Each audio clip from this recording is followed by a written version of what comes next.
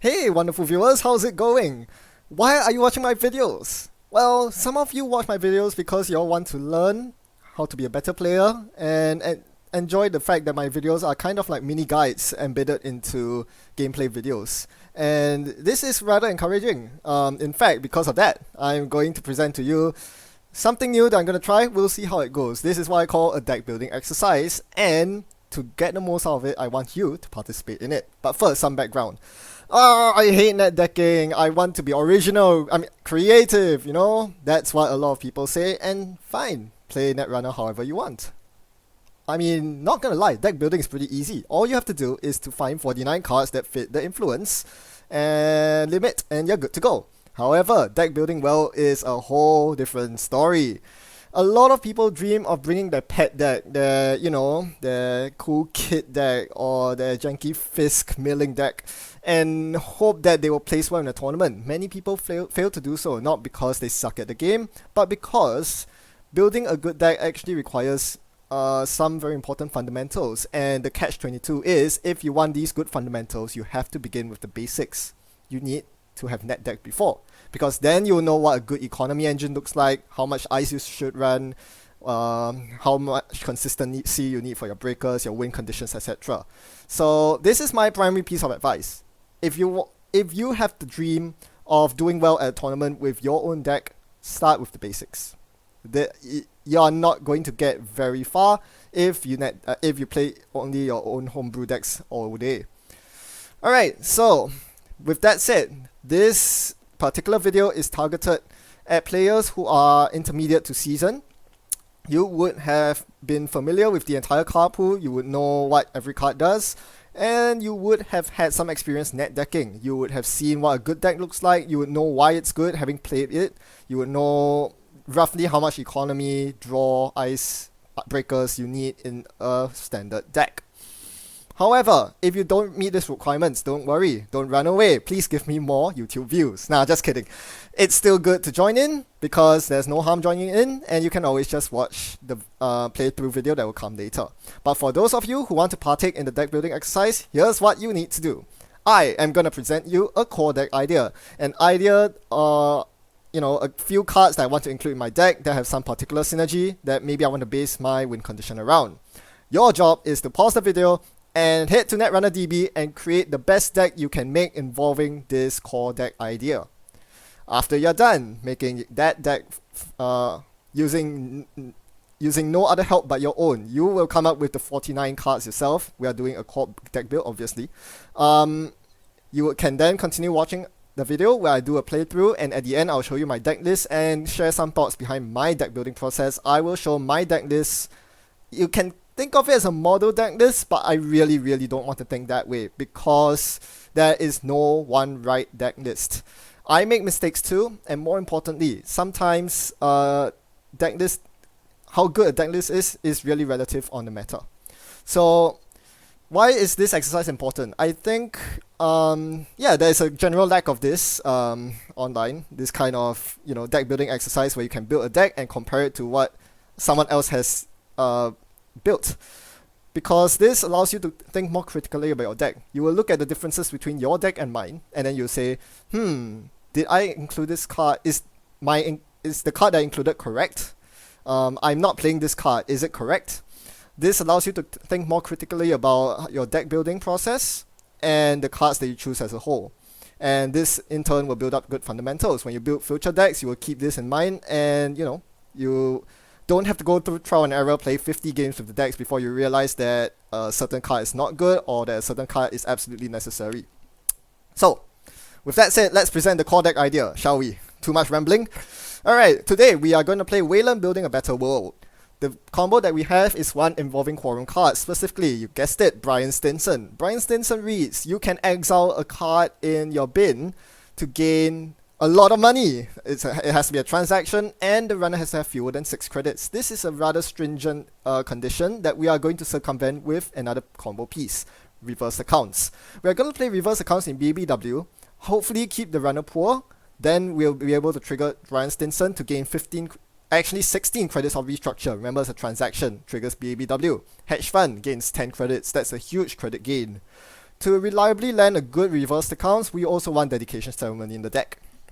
So these are the 5 cards I want you to include in your deck at the very least.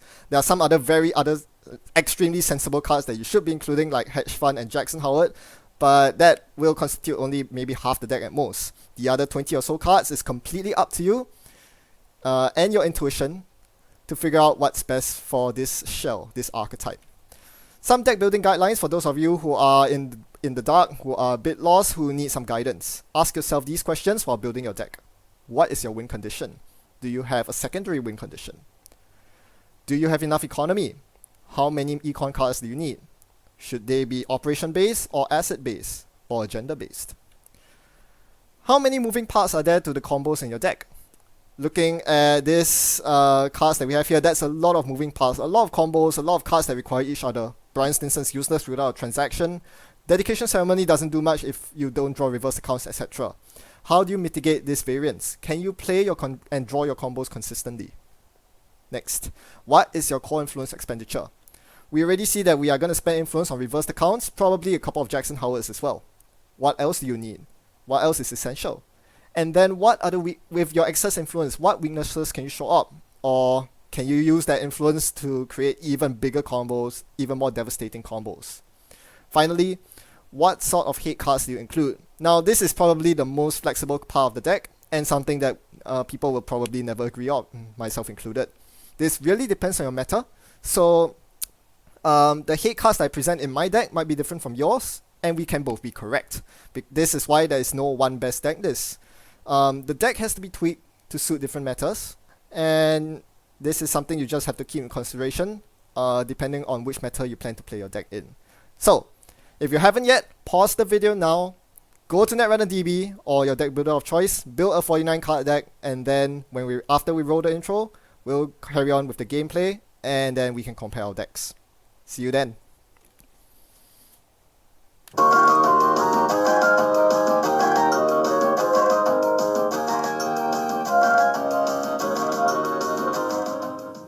So I'm up against Kit.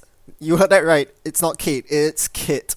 Which means that I need to be very careful with how I place my code gates. I want the inner eyes of my servers, crucial servers for that matter, to be non-code gates so that I can put code gates on the outside. That way I will force multiple gear checks on my opponent. Kit cannot simply install a single decoder and expect to get past all my eyes. So Veritas on R&D, Mausolus on HQ. Neither are hard ender runs, so right now I'm just drawing pretty hard to try to find an ender run to start jamming my Oaktown behind. Meanwhile, my opponent unloads an entire Temujin off me, which I'm not thrilled about, but well, we have reversed accounts, that's what we can do with it. Here I make the good play of protecting my Jackson Howard. Normally people would double draw Jackson there and pitch all their agendas. That's not good because you actually want to score agendas in this deck. And then I protect it with an ender run. Notice that I use Spiderweb instead of Enigma, because then when I put Enigma on the outermost, I'll force a double layer gear check on my opponent. They'll need a code gate breaker and a barrier breaker. I now also ditch a food in the bin because I don't intend to score food. Oaktown's a much better agenda to score, as is Atlas. Here you notice that I reshuffle double hedge fund instead of the restructure because foresight, obviously. If Brian Stinson ever comes into play, I do want to have a restructure in the bin. Oaktown's now double advanced, and my opponent should not be able to get through because all they have been doing this entire game is installing LDS processors instead of actual breakers, so I get a free Oaktown. Very good. Notice that I also play the Beanstalk from my hand because I don't want to discard any of the cards in my hand. All of them are good. I didn't want to slot Atlas in the remote the next turn because I actually want to advance the Atlas. I want an advanced Atlas so that I can actually leverage on the tutor ability. That is actually huge because firstly, my opponent's not on turntable. They are Shaper and they have very few influence, so I don't expect agenda swapping. Meanwhile, my opponent plays Forge Activation on my Spiderweb, that does nothing. The more important reason is because I haven't drawn any of my tutors yet. No Consulting Visit, no Mid-Seasons, no Boom. So I really do need Atlas's tutor ability.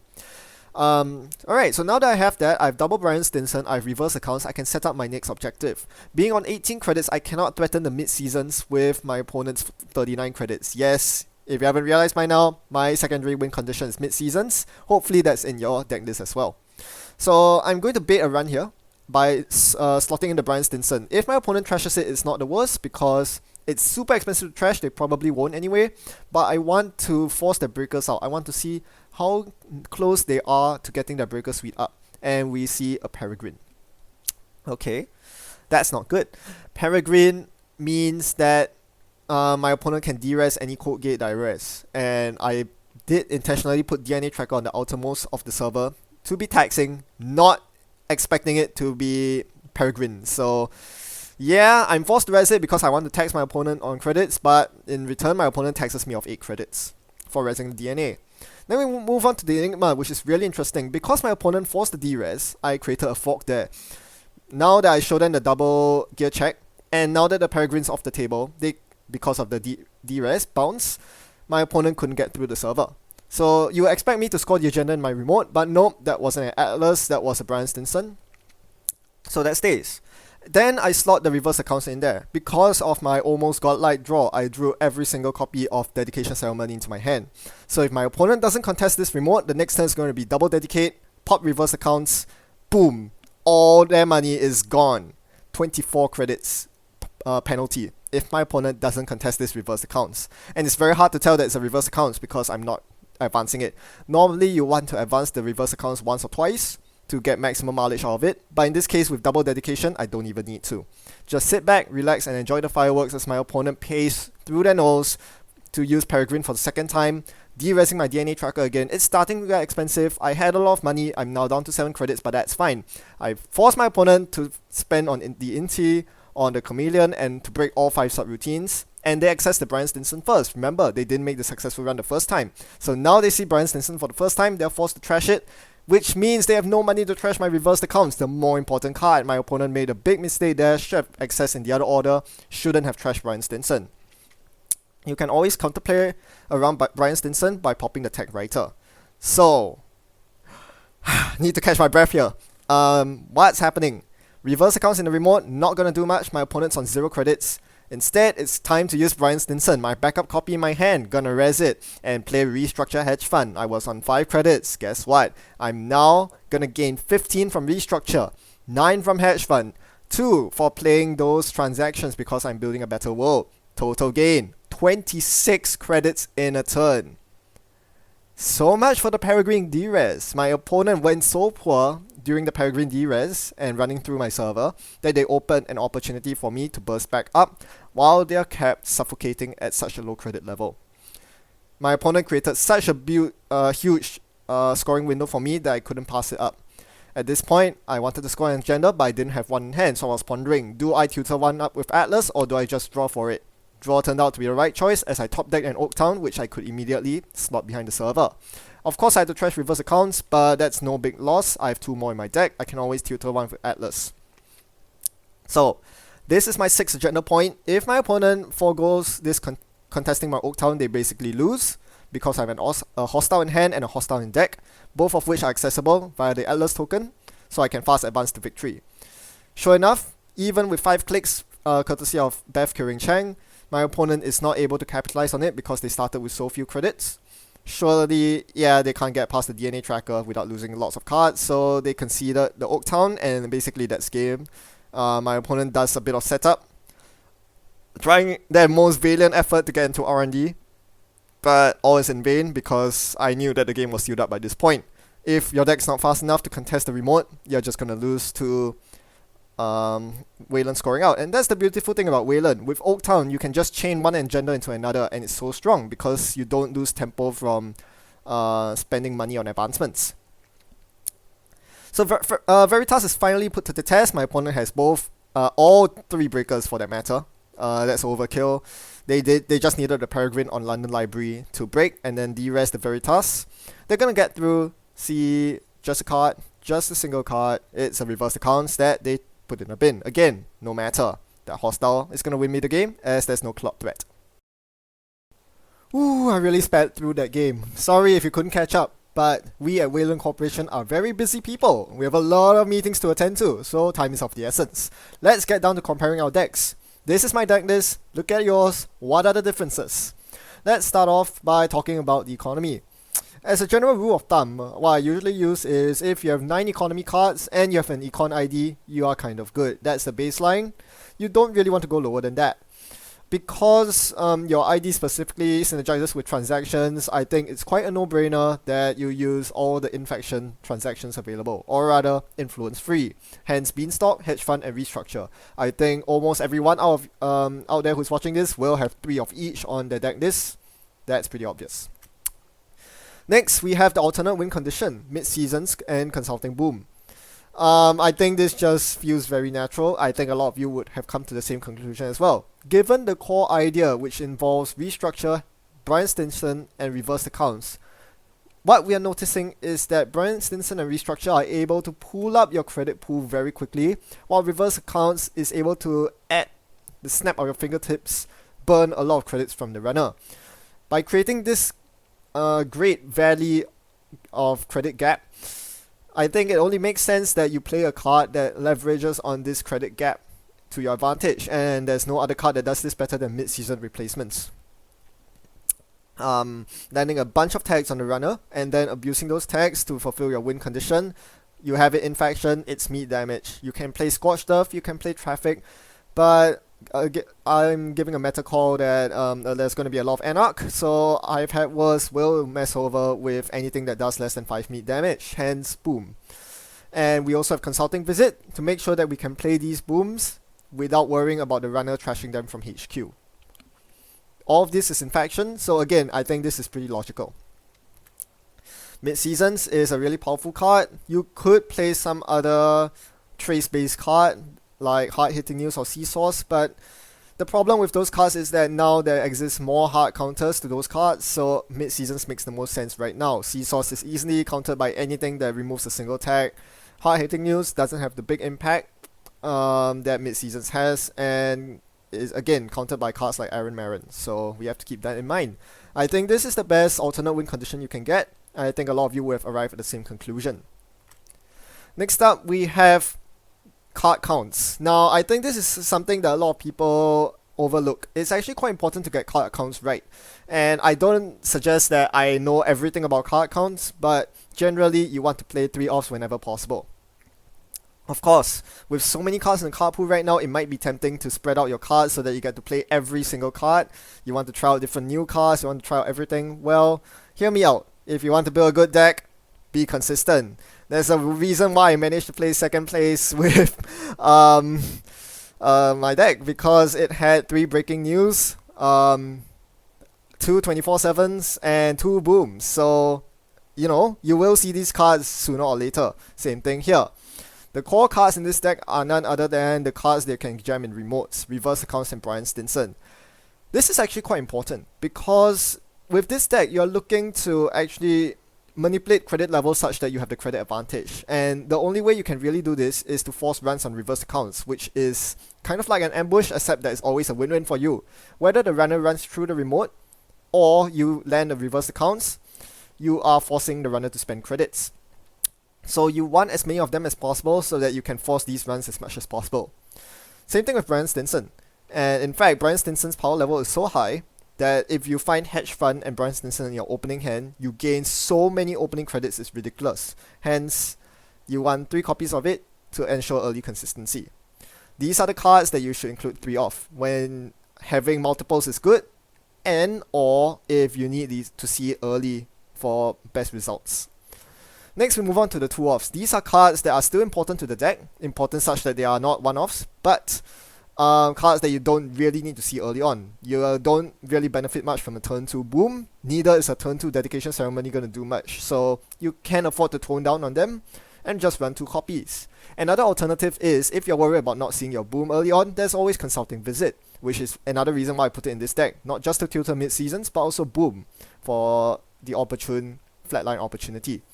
These are cards that you only really need 1-off to win, and even if you don't see them in the game, it doesn't really matter. Boom is the exception, of course, you need to see boom to win, but with 2 copies of Consulting Visit, you should be able to see them in good time. Next, we move on to scoring eyes. Notice I glossed over 1-offs completely. You really shouldn't be having too many 1-offs unless they are silver bullets, which we'll talk about later. But now we move on to eyes, which is where our decks will most probably differ the most. And honestly, I don't have a model solution for this one. However, a general good guideline is that you need some sort of gear check eyes, because this deck needs to create the fork. You can't be just advancing naked Oak Towns. That won't do. You need to be able to abuse the fact that runners need to spend money to install breakers. This lowers their credit pool. This puts them range of mid-season. So you want gear check cards. Ice that say end the run. Ice that forces the runner to install their breakers. So I have 6 hard end the runs and 3 dependent end the runs. The 3 dependent ones are Archer and Sapper. Archer requires a scored hostile to use, and Sapper doesn't do anything by itself. But if you have a Spiderweb or Enigma behind a Sapper, that's a pretty good 2-layer gear check.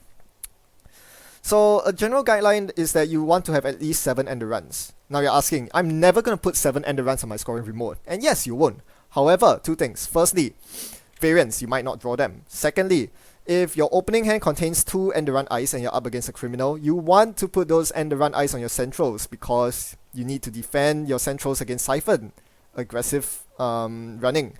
This means that you have fewer end runs in your deck to defend your remote with, and if you don't find an end run for your remote, you probably have lost the game. This is why you need a lot of end runs, even though most of them will end up being chucked towards the mid to late game. The consistency of seeing an end run for your remote is just so important. If you look back to this game, you realize that I could have scored the Oak Town about 2 turns earlier than I did in the game. I just didn't manage to because I did not find an end run until 2 turns later. Had I not seen an end run that game, or if all I saw were Veritas and Morcelus, I would have been in a lot of trouble. Speaking of which, Veritas is outlined in red there. It's not a gear check at all. It's not a scoring ice. Don't put it on a scoring remote. Personally, I think that after seeing that game, I want to swap the Veritas for something else. Probably some sort of binary end run ice.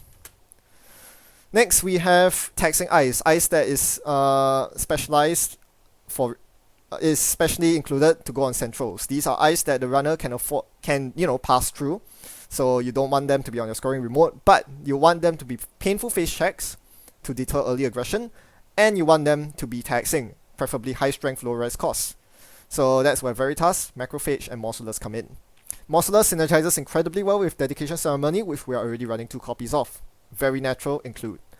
DNA Tracker is the interesting one, and that's where I spend my extra influence. I thought, well, most people won't be expecting a high strength code gate to be punishing in Weyland. Let's punish those who run brazenly without a good decoder solution. Hence DNA Tracker was born. It's very expensive, it's gonna set you back for your mid-seasons, but if you can land a full face check punishment, you'll be punishing your opponent as well. You lose 8 credits, they lose 6. Not too bad. Plus 3 net damage, worth it. So yes, that's why I spend 3 influence on. Your influence expenditure is probably on something else. Let me know what it is. I'd be interested to hear. Maybe there's a better option out there. Finally, we talk about hate cards. This is the part of deck building that I think most people have a misconception about. And I say this quite seriously. Netrunner isn't all about slotting hate cards. If you look at a lot of my decks, you realize that there's not that much hate card elements to them. They are just very solid decks with, important pieces being 2 or 3 off. If you include just enough ice, economy, and your win condition, you realize that there's very, very little room for hate cards. So if you find yourself with a lot of hate cards, you probably are doing something wrong. But still, let's run through them, because some of these can be useful in this deck. Contract Killer, what you want hate cards to do is that they shouldn't just counter a single card and not do anything else in other matchups. If you are including Contract Killer for just killing Film Critic because of mid-seasons, that's not good enough. Ideally, you want them to have some sort of secondary use that will come into play semi-often. In this case, Contract Killer can kill Aaron Marin, which is annoying for landing lots of tags, and also to kill a loaded KT if someone is building by setting up the economy. So with this double usage, Contract Killer becomes a lot better, because not only can it be used against Shaper, it can be used against criminals as well, who play Aaron and KT. Contract Killer is doubly good because it synergizes with cards that you are already running. I'm running Dedication Ceremony, and there's no good way to use Contract Killer. You can't fast advance and use Contract Killer in the same turn unless you have Dedication Ceremony. So basically what I'm saying is, if you can identify hate cards that are not just silver bullets, but they have secondary uses as well and synergize very well with your deck, then only then is it worth thinking of slotting them in. This is called maximum utility for the deck slot, and with that you can then justify including one contract killer in your deck. Other good include Elizabeth Mills. It hard counters one very bad matchup, which is Valencia with Blackmail, but it also does things in other matchups too. You can trash Anarch's Wildside or Slums. Slums is quite bad because they can exile your Boom with it and remove your win condition. But more importantly, it also synergizes with a card that already exists in your deck, that is Hostile Takeover, which gives Bad Pub. Bad Pub is bad, there's no way for this deck to remove this, but if you have Elizabeth Mills in your deck, you can remove the Bad Pub, make your eyes taxing again, and that might be the difference between ending the mid-seasons. Best Defense. This is not very strong synergy at all. It helps against Plascrete to kill Plascrete or Sports Hopper or what have you, but you might as well slot a third Boom or a third Consulting Visit if you're going that route. One very good justification for Best Defense, however, is that it is tutorable with Consulting Visit. So unlike the other two hate cards, you actually have 3 copies of it in your deck. 1 Best Defense and 2 Consulting Visits. Moreover, it also opens up another alternative win condition against criminals. You can, instead of sniping the Plascrete, snipe their breakers and then just go out instead. So, all in all, what I really want to say here is, if you find yourself putting one of each hate card in your deck list when comparing with mine, you might want to think again. Because, I mean, it might feel good playing these hate cards in the correct matchups, but you are rather unaware of the fact that these are taking away 3 deck slots which could have been used to improve the consistency of your deck instead. And that's how you win games, right? By being consistent, by having high win rates. Hate cards detract from that. Moreover, if you find that moreover, I must say that ultimately decks are very dependent. Their strength is really relative to what your runner meta is. So if there are lots of Shapers with Film Critics and Valencias around, in fact, if the entire field is both Film Critic and Blackmail, you might want to think twice about bringing this deck in the first place. And that's something you have to accept. Your pet deck cannot be good in every single meta. Sometimes your pet deck will shine, other times it's just really, really bad for the meta. Just accept it and play another deck. There's no harm to that. So hopefully you have gained some insight into how I think about deck building and some tips for learn some tips for your own deck building as well. It's just important to keep an open mind and be flexible about card slots and everything. And if the deck just doesn't work, don't feel too bad about abandoning it and moving on. I have a lot of decks that have never seen the light of day in my Netrunner DB profile. And yeah, those are just some honest words from me.